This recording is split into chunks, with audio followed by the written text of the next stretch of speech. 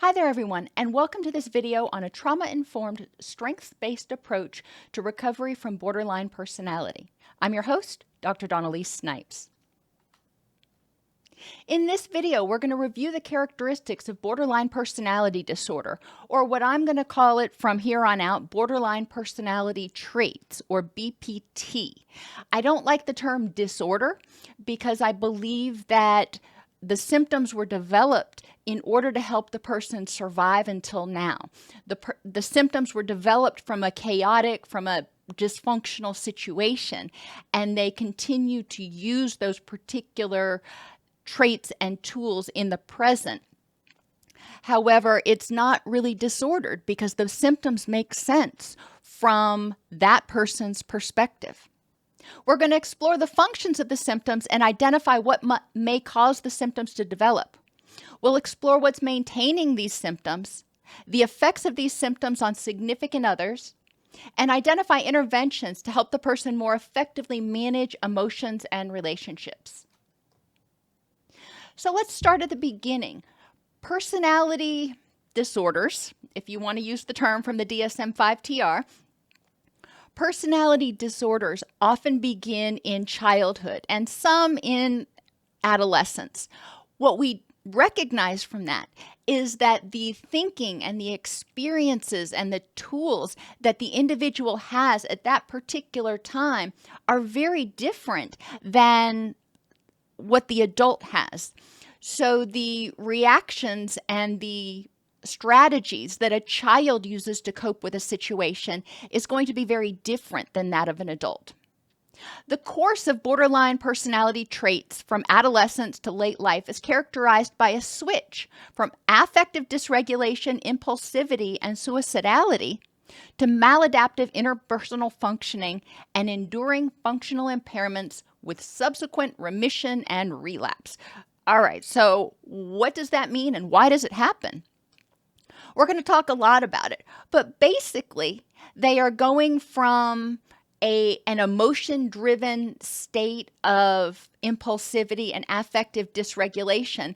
They have figured out how to modulate their emotions a little bit, maybe not super well because it results in enduring functional impairments, but they've figured out ways to protect themselves from as much emotional dysregulation. So they may withdraw, they may isolate, they may do a variety of things in order to try to cope. But they have developed some coping skills.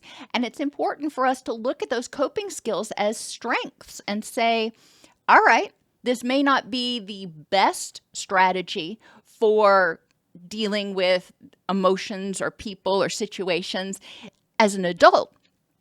However, it is a strategy that you developed and it helped you to survive till now. How can we build off that? How can we mature that strategy into one that would be more helpful in the present? BPT symptoms tend to wax and wane, and presentation depends on contextual factors. Well, go figure. Context is where all of the triggers lie. Therefore, if people are in a context in which they feel safe and loved, they are going to react differently than in a context in which they feel threatened and powerless. If they are in a context in which they are not having to trigger their fight or flight mechanism, then they're going to react much differently than when they have to be hypervigilant. BPT behaviors seem to develop to help the person survive dangerous or threatening situations when other options are not available. People who grew up in chaotic or dysfunctional households often did not have a secure attachment figure to protect them, to comfort them, to help them identify their emotions and learn how to modulate their emotions. In fact, their caregivers may have actually been some of the sources of their threat and their distress. So the child had to develop any skills they could to survive in that particular context at that particular time. So we need to ask ourselves, this behavior we're seeing in the present developed many, many years ago. How did it make sense back then? What function did it serve back then? And again, how can we mature that into a different or a modified coping skill that's more effective in the present? It's very important, in my opinion, when we're working with people with BPT symptoms or complex PTSD, that we understand behaviors through the lens of trauma. Not why are you doing this, but what happened in order to prompt the development of these behaviors. What happened to you? How does this behavior make sense? From a neurological perspective, childhood trauma may increase the rate of borderline personality trait development due to alterations in the HPA axis, your hypothalamic pituitary adrenal axis. This is your threat response system. When the threat response system is chronically turned on, eventually the brain somewhere says, hey, we can't be on all the time. We need to rest. So it turns down its sensitivity to stressors. So things that used to bother the person, they don't have the energy for anymore. They don't even hardly notice sometimes. But when they do get triggered, they go from 0 to 250 like that. And that's what I call the flat to the furious, or the flat to the frantic.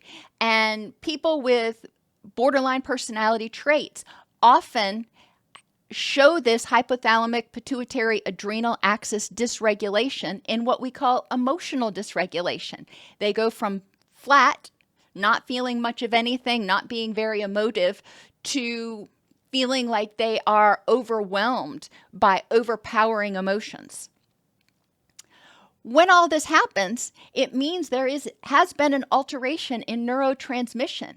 We actually can look at the brain scans of people who've been exposed to chronic stress and people with borderline personality, and we see that different areas of their brain light up. We see that certain areas like their hippocampus have actually shrunk in size, and other areas like fear processing and the amygdala have increased in size. So we see changes in the structure of the brain. We see changes in which areas are activated and how intensely they're activated. We see changes, interestingly enough, in the endogenous opioid system. Our natural painkiller system shows alterations, partly because of the changes in the brain. We also see alterations in the neuroplasticity in childhood. The child, when they go through those windows where they have a lot of neuroplasticity, a lot of times they don't have information going in. When they're in those windows where they have neuroplasticity, their brain is kind of like putty, and it's more malleable and more shapeable, but it's also more easily damaged. And we know that when the brain is exposed to chronic stress, the chemicals like glutamate and adrenaline and the other excitatory neurochemicals can actually cause neuronal death in the brain, whether it's a child or an adult, but it's more pronounced in the child when the brain is more malleable. It's more vulnerable to stress and distress. So we see more brain changes in the person with BPD. Brain areas involved in the stress response, such as the prefrontal cortex, amygdala, anterior cingulate cortex, and the hippocampus, are all altered. It's important that we recognize this and we validate this for people with BPT and people who love them, so they understand there is a neurological basis to what's going on. There is a foundational change in the way this person's brain is structured or wired, if you will, right now. Does it mean that it can't be changed? Absolutely not. That is a beautiful thing. We can help the person as they start to heal, as they're not under as much stress, the brain actually does something called neurogenesis. It starts to rebuild those neurons. So recovery is possible. Rewiring the brain is possible. And I actually have a video on rewiring the traumatized brain that talks about just that. So I'm going to move on from there. But if you're interested in how we address some of the neurological aspects, check that video out. In our internal reality, the person with BPT has a lack of a sense of self. If they're not somebody's something, then they're nothing. They don't know who they are, what they like, what makes them happy or sad. They were told, don't talk, don't trust, don't feel, nobody cares. So they never checked in with themselves. They didn't learn basic core mindfulness. They don't believe that they're lovable for who they are. So in order to be lovable, the only way they got love consistently, if at all, and actually probably never consistently, the only way they got love was to be doing something for their caregivers.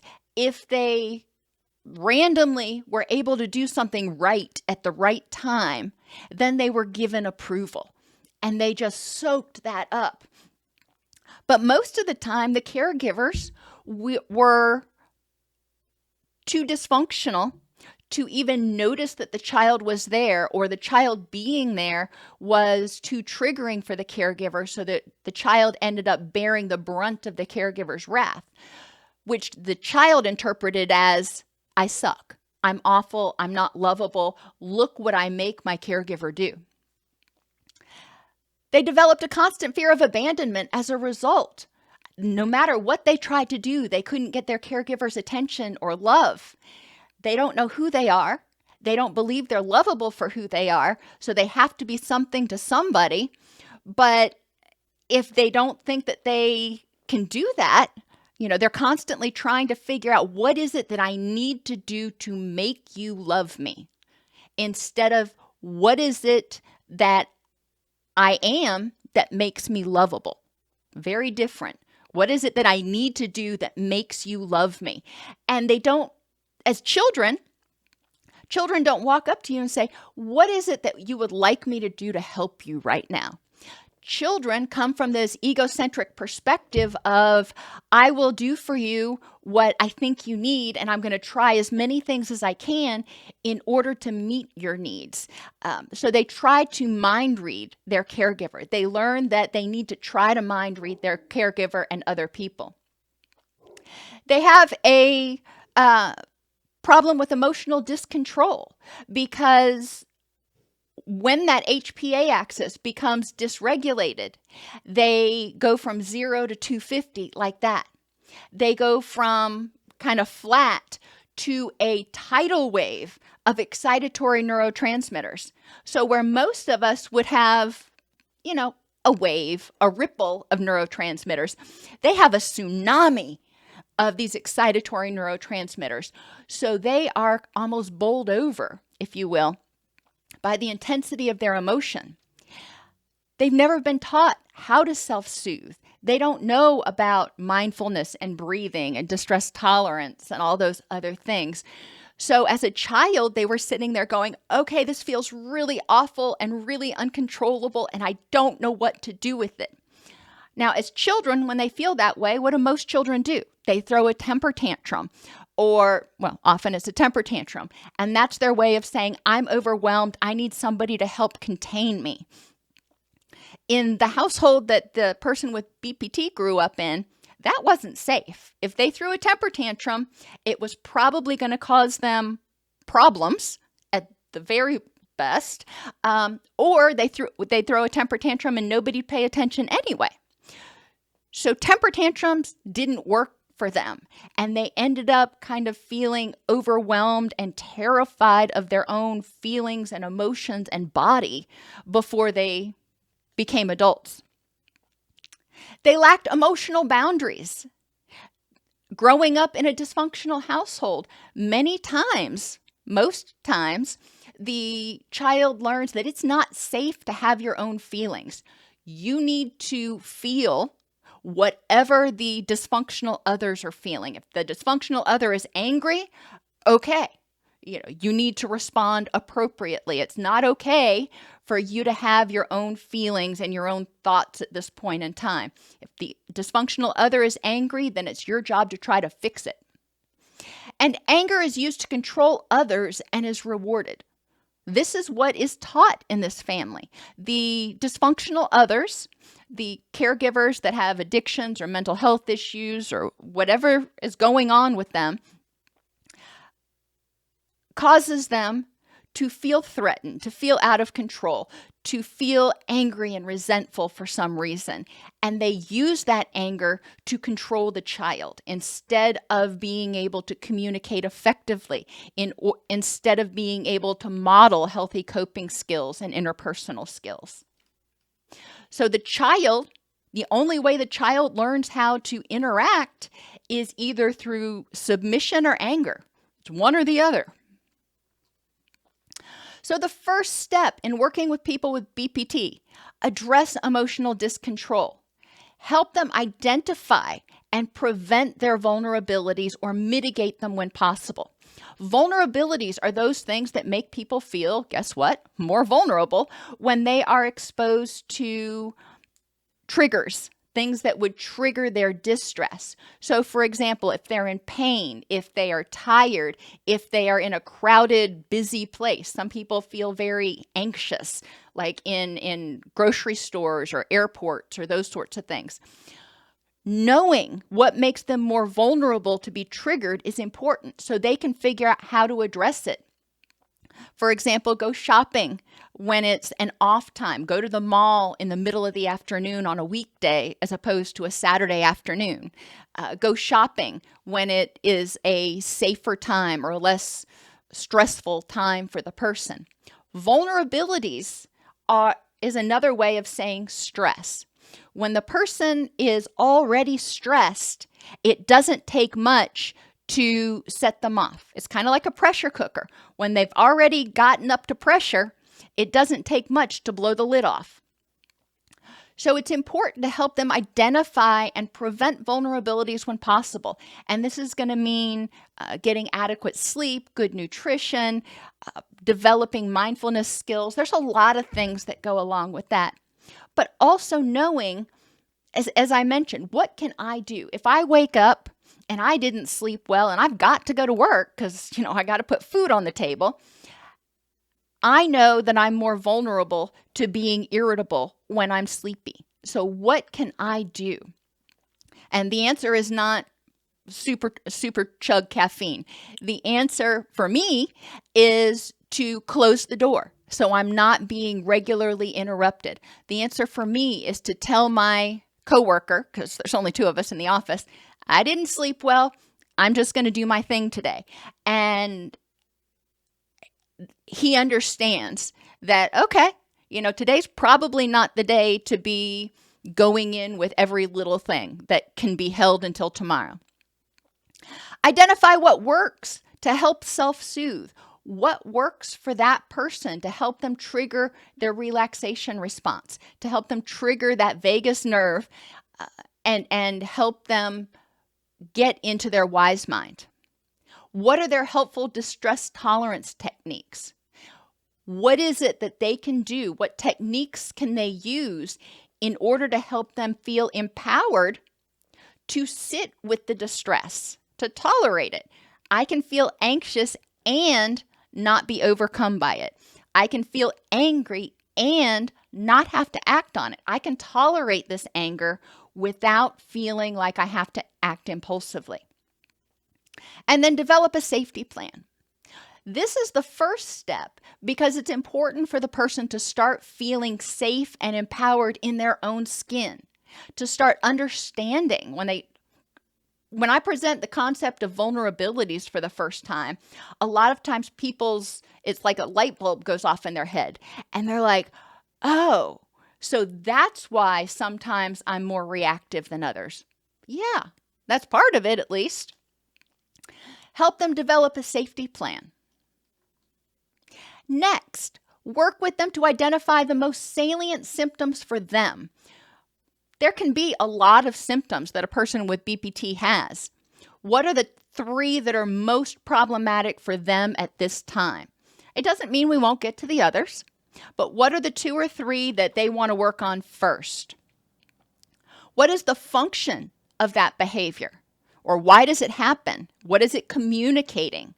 Maybe it's saying when they start acting, get very, very angry because they're afraid of abandonment, frantic attempts to avoid abandonment. What is that behavior saying? That behavior saying, I'm afraid I'm going to die. I'm afraid that I can't exist if you go away. I need somebody to help me feel safe. That's what that behavior is saying. So we want to look at behavior as communication. What is that behavior communicating? What does it look like? When this person acts in a particular way, a lot of times when people talk about those with borderline personality traits, they talk about them being unpredictable and impulsive and Jekyll Hyde. And when you step back and you look at it, their behaviors are actually very predictable and very understandable if you know what to look for. If you step back, a lot of times you can understand when somebody gets triggered and they dysregulate, you can step back and look at it from their perspective, and you can see, if you will, the trigger. It becomes clear to you what may have been triggered in them that caused them to feel threatened, and then you can process it. It doesn't mean that everybody around a person with BPT needs to walk on eggshells and try to anticipate anything that's going to trigger them. No, I don't want you walking on eggshells. It's important when someone gets triggered to be able to say, okay, let's get curious. Let's figure out what triggered you in this situation. Objectively, from my perspective, you are safe. You are empowered. However, you clearly didn't feel that way. So what was it in this situation that triggered your stress response, that triggered that schema that said, I'm not safe. I need someone to keep me safe. And then we want to identify co-occurring issues. It is rare.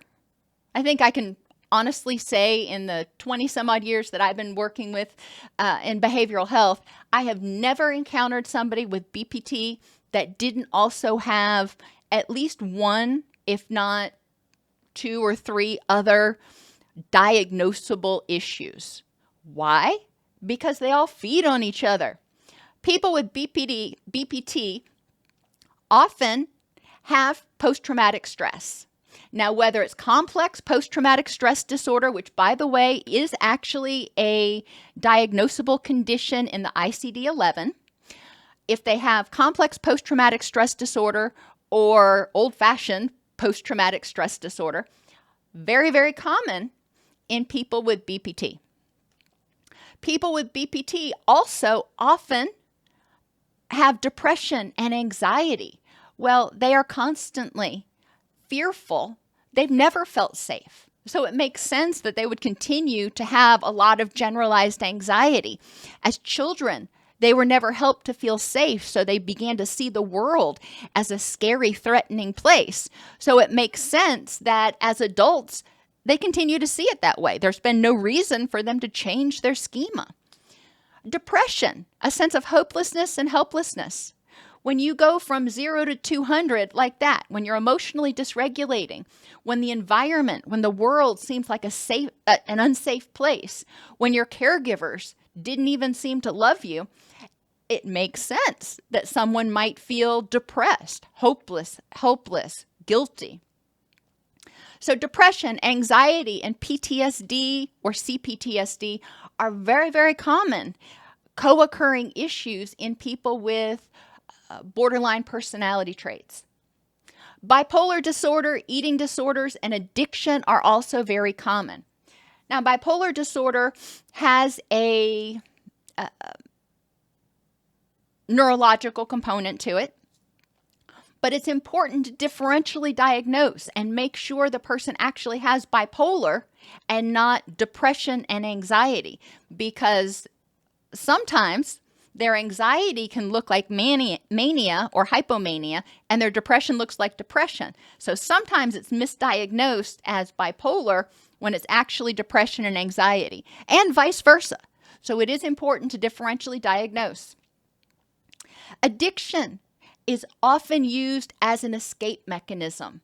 It's used to help the person feel in control of something or to numb that untenable, overwhelming emotional distress. So let's talk about some of these symptoms.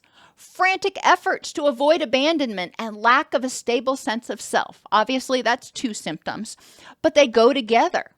If the person doesn't have a stable sense of self, if they feel like a shell that must be filled by others, if they feel like a shell that must be validated by others in order to exist, then if others abandon them, then they cease to exist. So it makes sense that these two things go hand in hand. For them, preventing abandonment means preventing death. As the child, a 5-year-old can't survive on their own. So it was crucial that they did whatever they needed to do to survive that chaotic situation and to get their minimum needs met in order to keep going, in order to exist. So preventing abandonment means preventing death. What does it look like?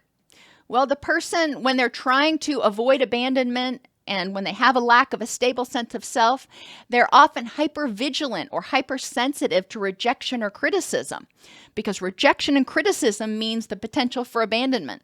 It means you hate me. And one of the things we're going to talk about is separating rejection of an idea or rejection of a behavior from rejection of a person. But children don't make that differentiation. Anger at or belittling others to control them. Now you may think, well, if they're trying to avoid abandonment, why aren't they fawning all over the people? Well, fawning may not have worked. Fawning was not something their caregivers did for them, and fawning over their caregivers, like I said, may not have worked. They were controlled by anger, and they may have learned to control others by anger. And they may act out to control through guilt. And this is where the non-suicidal self-injury or the addictive behaviors may come in. Not always. There's a lot of reasons for NSSI and addictions. But sometimes it may be used as a tool to get people to stand up and take notice. And like I said, control through guilt. The origins. Failure to develop a sense of self due to constantly trying to appease the caregivers. They were filling a role, conditional positive regard. The addicted family. In the household that the person with BPT grew up, they may have said, don't talk, don't trust, don't feel. So the person never checked in with themselves to figure out what they like, what they feel. If they grew up in a family where somebody had borderline personality, the message was, do as I say or else. Walk on eggshells, because it's either going to be okay or there's going to be hell to pay. If they grew up in some other kind of dysfunctional family where a caregiver had a mental illness, for example, they may have gotten the message, do whatever I say, or just do whatever, because I can't focus on you right now. Nothing you can do is actually going to be worthy enough to attract my attention. So the child just desperately flailed around trying to figure out, is there something I can do in order to get security, in order to get love, in order to get noticed? They often have a history of abandonment or rejection. If they are something to someone, then they're filling a need and they're less likely to be abandoned.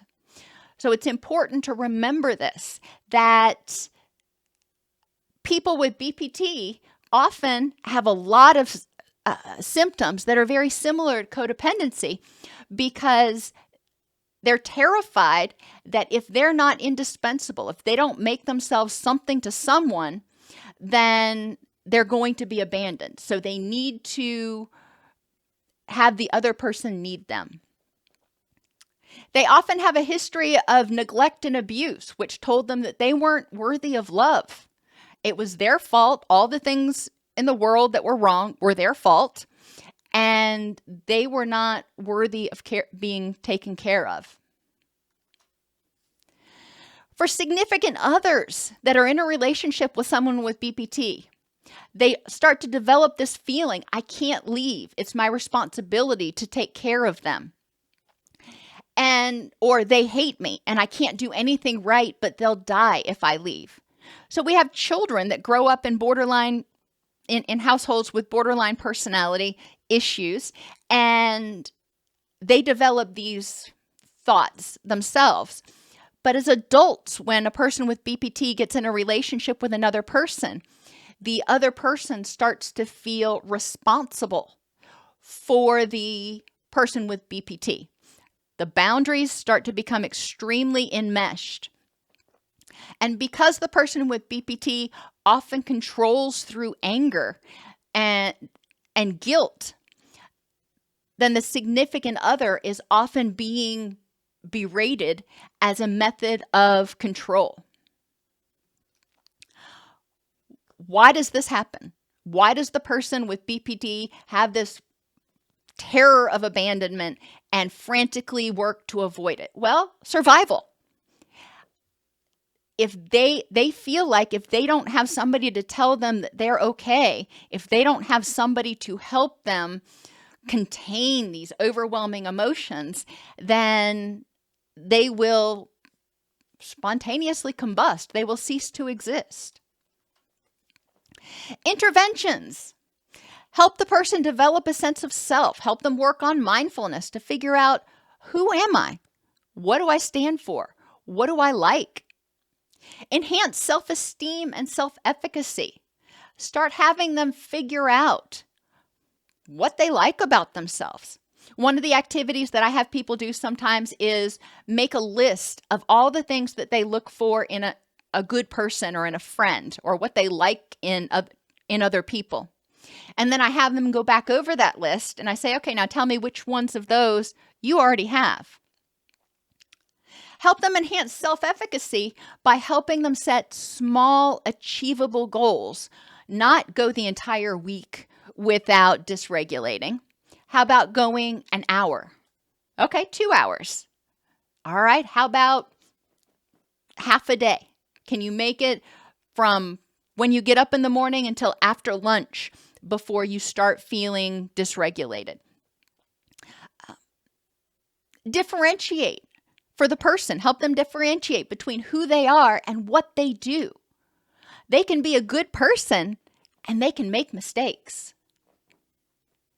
Explore with them what they define as what makes someone lovable.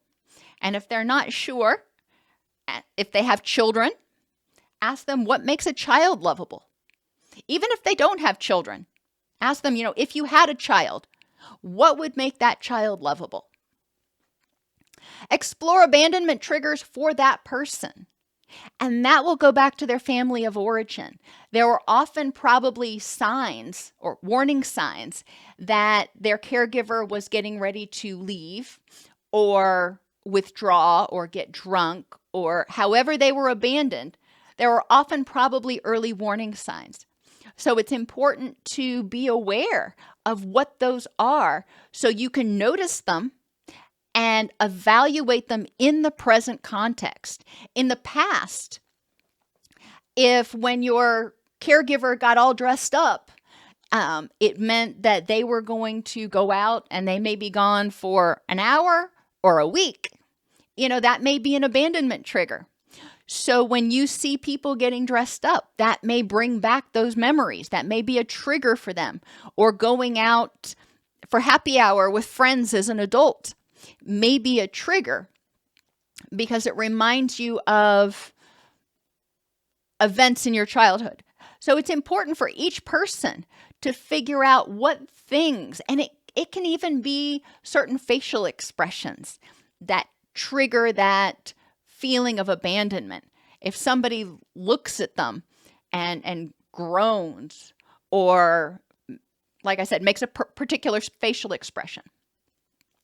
It's important that they start becoming aware of those.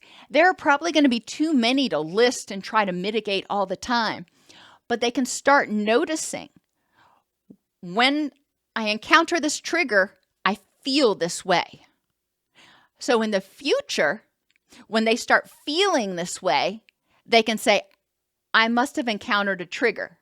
Now what do I do? Instead of, when they start feeling this way, they start assuming there's a problem. They can start associating that feeling with the activation of childhood trauma and address it in a whole new way. We need to identify and address messages in the past that communicated unlovability or conditions of worth. And have the person really describe, how would you have wanted your caregiver to act? Sometimes empty chair can be really helpful. Sometimes writing a letter to them can be really helpful. Sometimes psychodrama can be helpful. But it's important for the person with BPT to be able to get out what that child wanted to say, what that child wanted. When I was a child, I wanted a caregiver that did these things, that responded in this way. That helps them get that out there. Once it's out there, not only is it helping them start to work through that grief and identify some of their loss and anger issues, but it's also saying, okay, this is how you wanted your caregiver to respond to you. Now, how can you do that for yourself? When you were scared, you wanted your caregiver to give you a hug and tell you it was going to be okay. All right, how can you do that for yourself now when you're scared? How can you give yourself a hug? How can you help yourself feel safe? And how can you use your distress tolerance skills to let yourself know that you have the ability to handle this situation? Explore the notion of responsibility with the person. Who and what are you responsible for in the present context? And this is where we start talking about learning boundaries. I'm responsible for my thoughts, wants, needs, and behaviors. You're responsible for your thoughts, wants, needs, and behaviors. Now, I can help you meet those things, but it's important that I take responsibility for how I react to certain situations. It's important that I take responsibility for my feelings. And then once I've taken responsibility, I'm having this feeling that I'm angry. I take responsibility for that.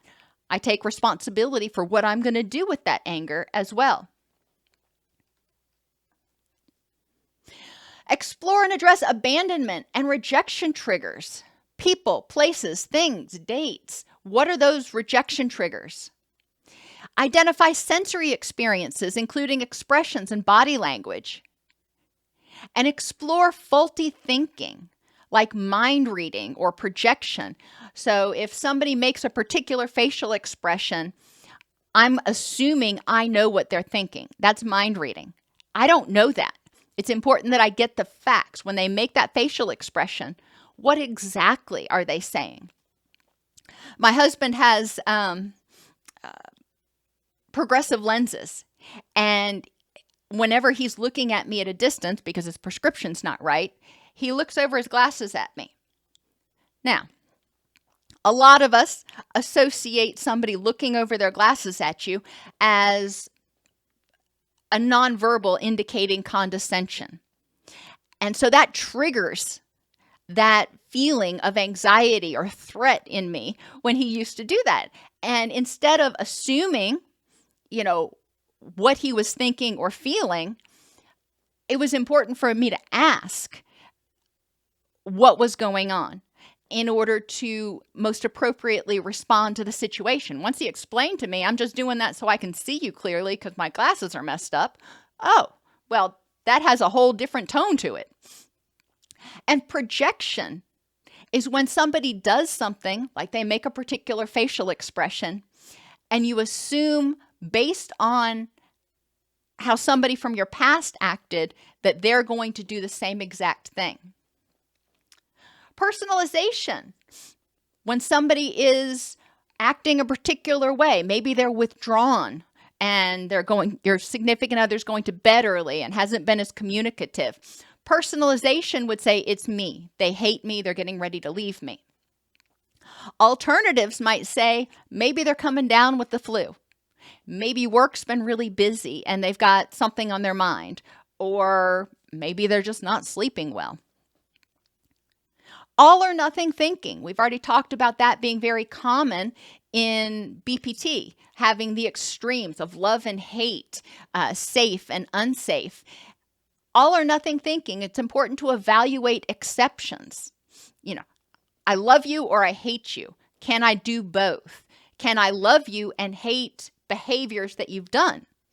Okay, that's a different perspective. And as I mentioned earlier, emotional reasoning. Assuming if you feel anxious that there's a threat is faulty reasoning. And assuming that if you feel anxious that it must mean somebody's getting ready to abandon you, that's faulty reasoning. You need to get the facts. If you feel that way, is that what's actually going on?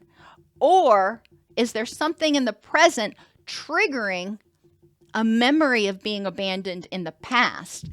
Are you responding to the present or are you responding to a memory? Emotional dysregulation. The function is threat evasion. When somebody goes from 0 to 200, they've perceived a threat, so they are going into threat evasion overdrive. Often it looks intense and unpredictable with mood swings and behavior swings, and it causes everyone in the house or everyone around the person with BPT to walk on eggshells. This has its origin in that chaotic, traumatic environment. And we talked about this at the beginning of the class. When there's chronic stress, it leads to neurobiological changes that result in emotional dysregulation. A lack of secure attachment for the child also prevented them from learning the skills to identify and manage their own emotions and effectively communicate their needs, which is what we call emotional intelligence. So not only were they in a chaotic, traumatic environment, but then when they did have all these feelings, they couldn't label them. They couldn't figure out what to do with them. So they were left feeling completely overwhelmed and overtaken by their emotions, which imagine how powerless it feels to feel powerless to control your own body.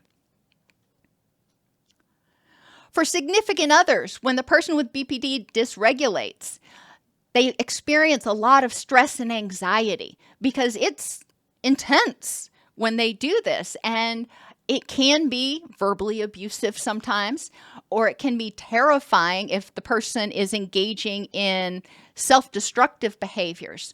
So there's a lot of stress and anxiety for the significant other who may have started to develop weak boundaries and start feeling like it's their responsibility to prevent the person with BPT from dysregulating.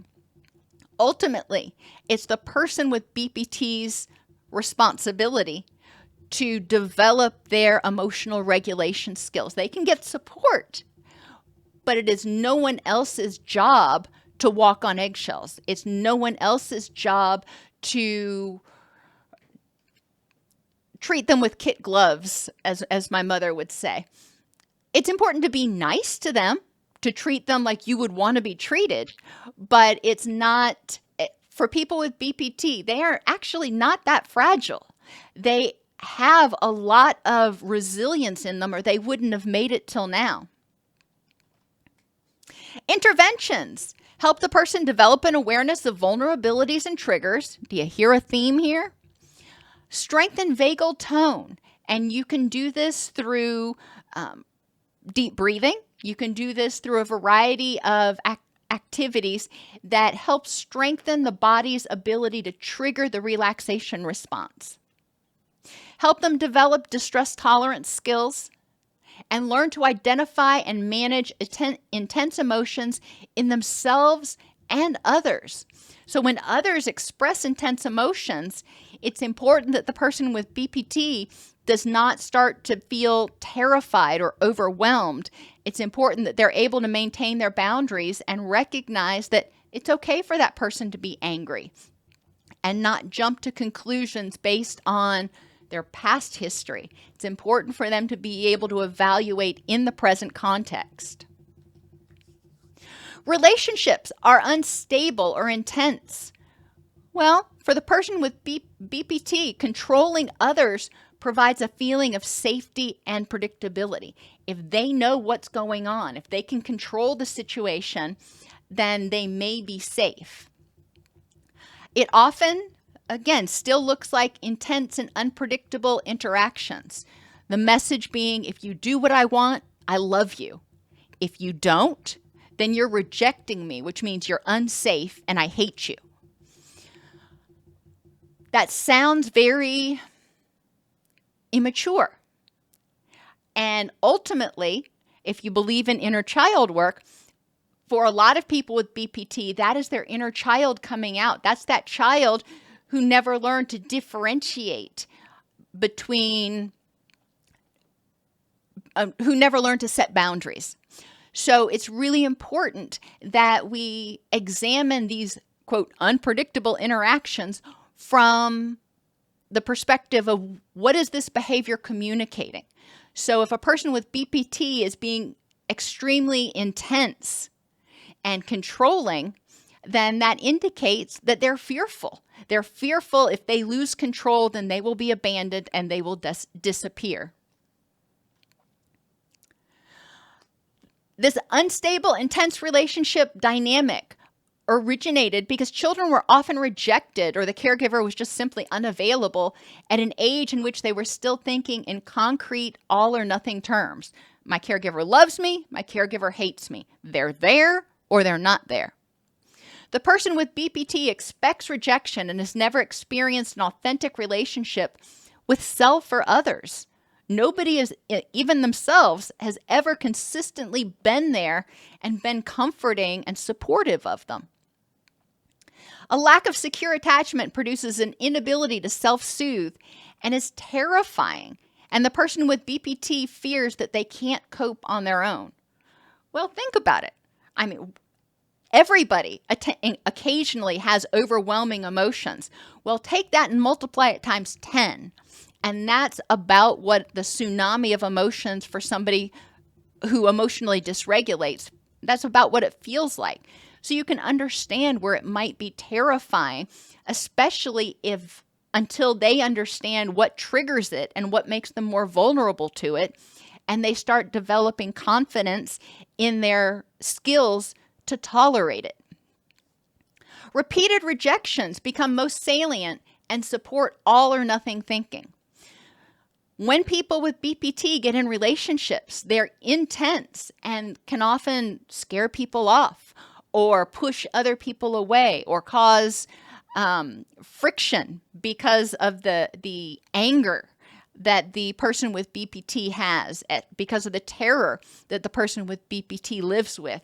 So many times they have multiple failed relationships. And then they start expecting everybody will reject them. And they start thinking, there's nothing I can do to make myself lovable.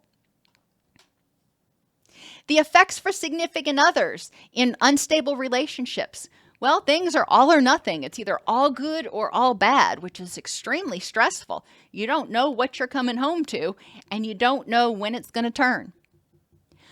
The significant other feels like they have little control over what happens, how this person with BPT treats them, or if they're lovable to that person. So the significant other, their self-esteem starts becoming eroded. The person in the relationship, the significant other, starts having to believe or embrace the notion that the person with BPT's perspective is right, theirs is wrong, and if they would only listen, things would be okay. Does this sound at all controlling, codependent, or even abusive? Yes, it can be. What we see here is the more the significant other tries to maintain their individuality, the more terrified the person with BPT becomes, and the more controlling and domineering they become. That's what they learned. That's what they've experienced. That's what's worked till now to try to keep somebody sort of in their orbit. If they were controlling enough, they were able to keep people around for a little while longer.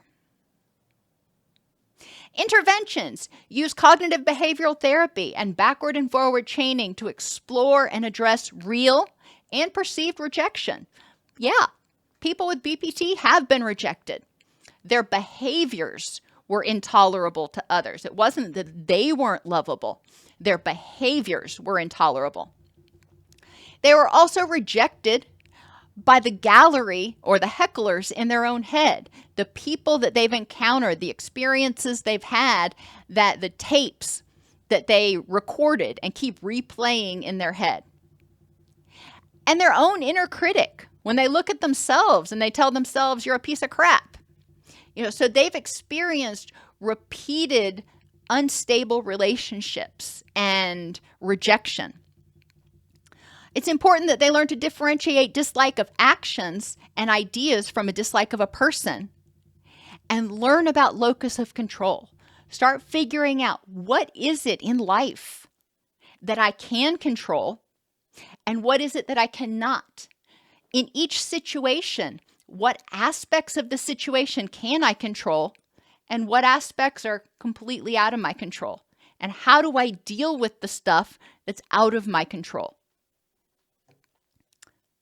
Learn to identify and assertively communicate needs and wants, and explore characteristics of healthy relationships, and address the parts that feel scary, like all of them.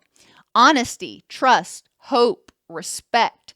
All of those can feel really terrifying to somebody who's never experienced them.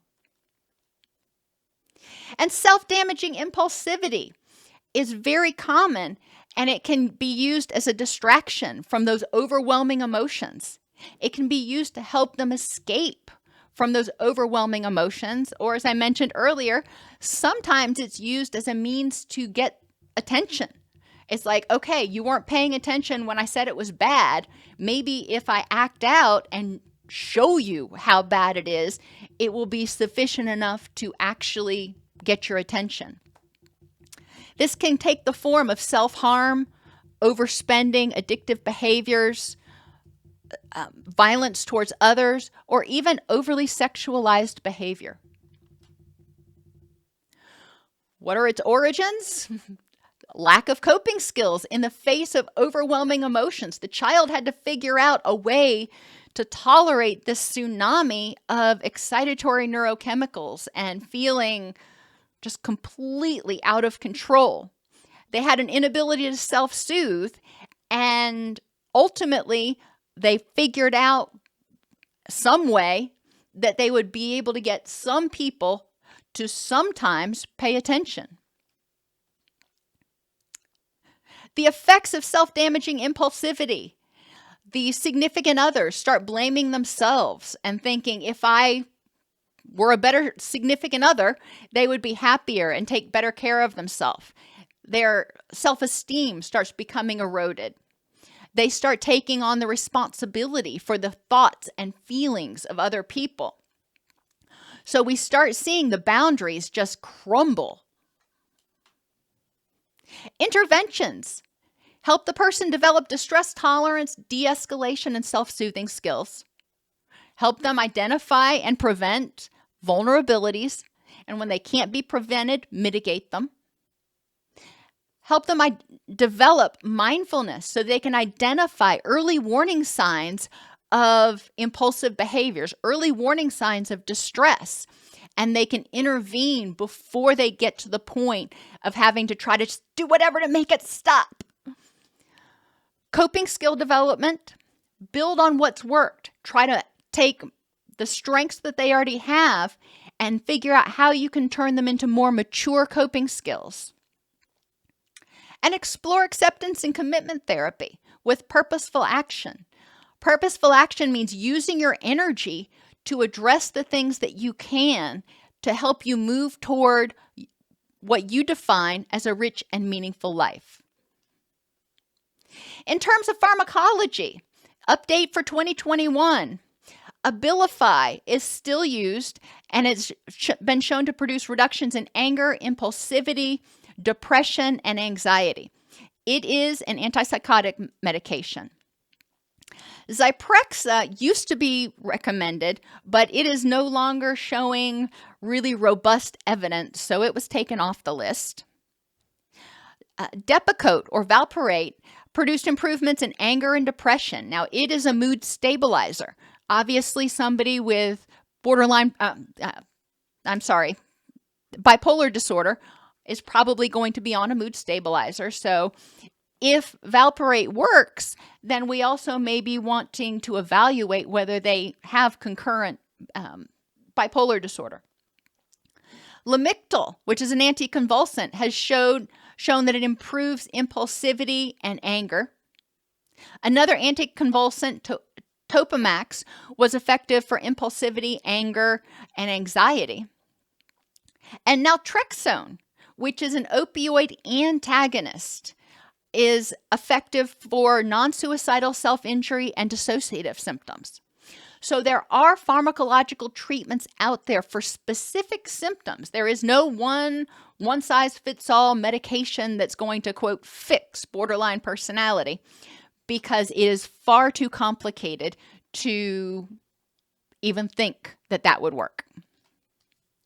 People with BPT first need to learn how to safely deal with their intense feelings. They need to feel safe in the container that is their body.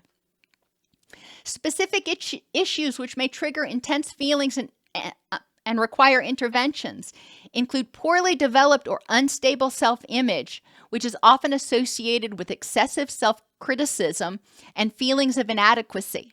So we want to help people develop self-concept and separate the what's from the who's. What I do is not who I am.